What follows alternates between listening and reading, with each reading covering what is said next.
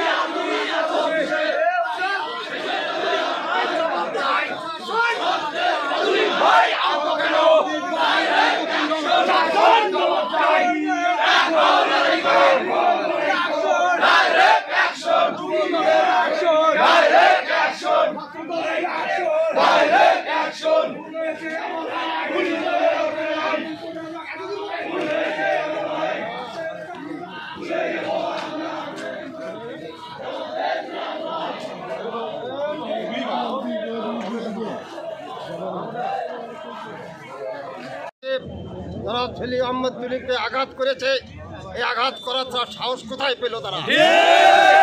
আমরা বলতে চাই এই জামাত শিবির, আমি এক কথা বলেছিলাম সকালবেলা, জামাতের আমির মোহাম্মদ ইব্রাহিম সাহেব আমার সাথে কথা বলেছিল।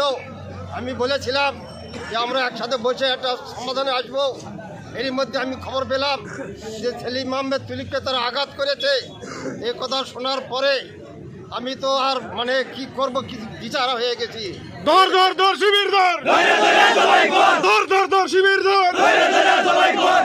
আমি বলতে চাই আপনারা আওয়ামী লীগকে আশ্রয় দিয়ে তারা দলে নিভিড়েছেন। এই দল আপনারা যদি আওয়ামী লীগকে নেন না কেন, কিন্তু কোনো ফল হবে না ইনশাল্লাহ। তাদের উপরে নির্দেশ কোনো আওয়ামী লীগ বা কোনো বহিরাগত বিএনপিতে এই মুহূর্তে নেওয়া যাবে না। তাই আমরা জামাতকে বলতে চাই, যদি আপনারা নেন তাহলে এর দায় আপনাদের ঘরে থাকবে, আমাদের পরিস্থিতি আপনাদের উপরে থাকবে। আমরা দেখে নেব ইনশাল্লাহ। আপনারা যেভাবে শুরু করেছেন এইভাবে যদি চলতে থাকে তাহলে আপনাদের কিন্তু খুঁজে পাওয়া যাবে না। তাই আমরা বলতে চাই আজকের এই ঘটনা যে লজ্জাস্কর ঘটনা, আমাদের আমরা মানে লজ্জায় বাঁচতেছি না। কেমনে ঘটনা ঘটলো, কিভাবে ঘটলো, এর প্রতিশোধ আমরা নেব ইনশাল্লাহ।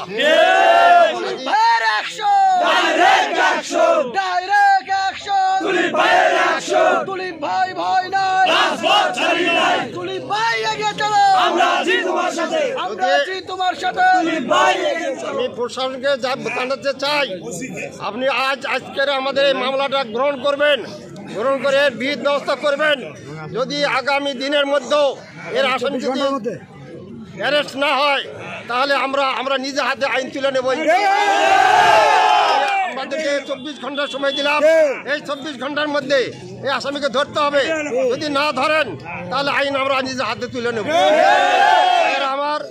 আপনারা কারোর সাথে খারাপ ব্যবহার করবেন না, দুর্ব্যবহার করবেন না, কারো উপরে আপনারা চড়া হবেন না। আঘাতে আমরা দেখবো, ওরা যদি আমাদের আঘাত করে তখন আমরা প্রতিশোধ নেবো ইনশাল্লাহ।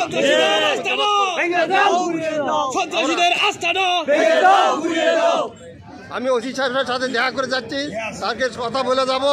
যদি 24 ঘন্টার মধ্যে এই আসামি না ধরে তাহলে আমরা নিজেরাই ব্যবস্থা গ্রহণ করবার সবাইকে শান্ত থাকার জন্য আহ্বান জানাচ্ছে।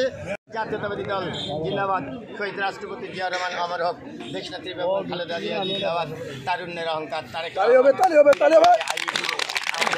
জামাত শিবিরের অতর্কিত আক্রমণের প্রতিবাদে আজকের এই গণমিছিলে আমাদের এখানে উপস্থিত আছেন বাংলাদেশ জাতীয়তাবাদী দল সাগাটা থানা শাখার সম্মানিত আহ্বায়ক আলহাজ মোহাম্মদ আলী ভাই, উপস্থিত আছেন সদস্য সচিব জনাব সেলিম আহমেদ তুলিপ এবং নেতাকর্মী ভাইয়েরা।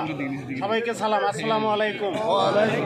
জামাত শিবির তার পূর্বের চরিত্রে ফিরে গেছে, আসল চরিত্র এখন দেখা যাচ্ছে। কিন্তু আমাদের প্রশ্ন, গত 17 বছর কোথায় ছিলেন আপনারা? আপনারা এই 17 বছর গর্তের ভিতর থেকে বের হন নাই। যত রকমের রাজনৈতিক মামলা, হামলা, মিছিল, বিক্ষোভ এই বিএনপির নেতাকর্মীরা করেছে ভাই, ঠিক না?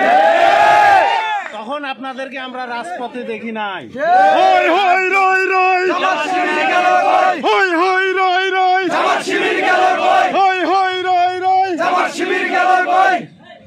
আজ যখন ছাত্র জনতার অভ্যুত্থানে শেখ হাসিনা দেশ ছেড়ে পালিয়েছে এবং আওয়ামী লীগ আত্মগোপনে গেছে, তখন আপনারা সেই সুযোগে বের হয়েছেন গর্তের ভিতর থেকে।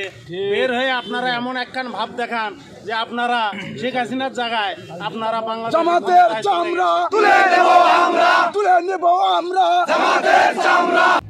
এই সাগাটা সর্দারপাড়া সভাকে কেন্দ্র করে একটি সৃষ্ট ঘটনা ঘটে। সর্দারপাড়া আমাদের বিএনপি অঙ্গ দলের সংগঠনের ছেলেপেলের একটা সভা করে। তারই এগনিস্টে সবার ডেটটা ছিল 29 তারিখ। তারই এগনিস্টে 26 তারিখের ডেটে বিগত দিনে সে জাহাঙ্গীর সাহেবের লোক ছিল, রিপনের লোক ছিল, আতার লোক ছিল। মানে এই ছেলেটি একজন সেলুন পেশায় নিয়োজিত, কিন্তু এ হচ্ছে খুব পাকনা টাইপের ছেলে, মানে ধান্দাবাজ।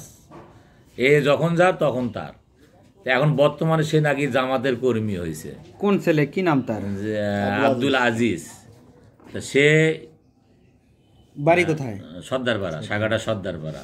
সে হচ্ছে জামাত বিএনপির সমস্ত জনবল রেখে নাইদুজ্জামান নিশাদকে প্রধান অতিথি করে সে 26 তারিখে আরেকটি সবার পোস্টার বের করে।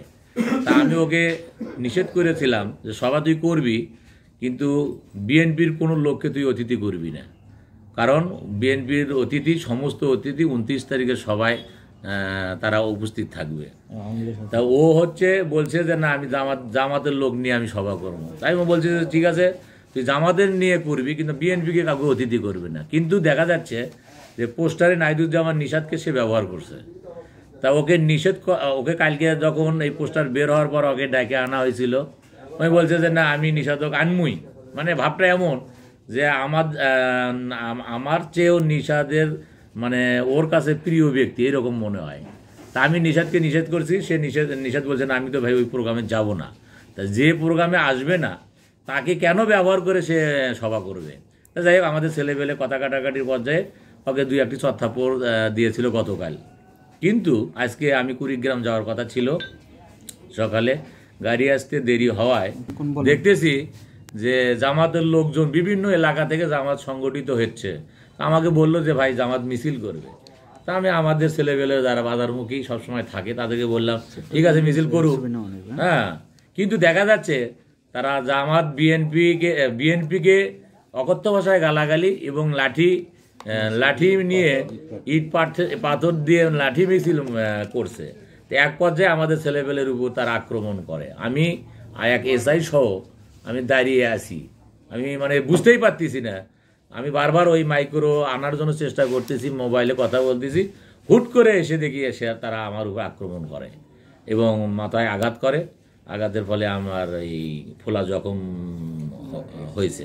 তারপর থেকে আমাদের ছেলেপেলেরা উত্তেজিত হয়ে জামাত শিবিরকে ধাওয়া দেয়। তারপরে আর কাউকে সাগাটাতে বাজারে আর পাওয়া যায়নি। পরবর্তীতে সেনাবাহিনী এসে যখন আমাকে বললো পরিবেশ শান্ত রাখতে হবে, আমি সমস্ত জনবল আমি ছেলেপেলেদেরকে বাড়িতে যার যার অবস্থানে পাঠিয়ে দিয়েছি।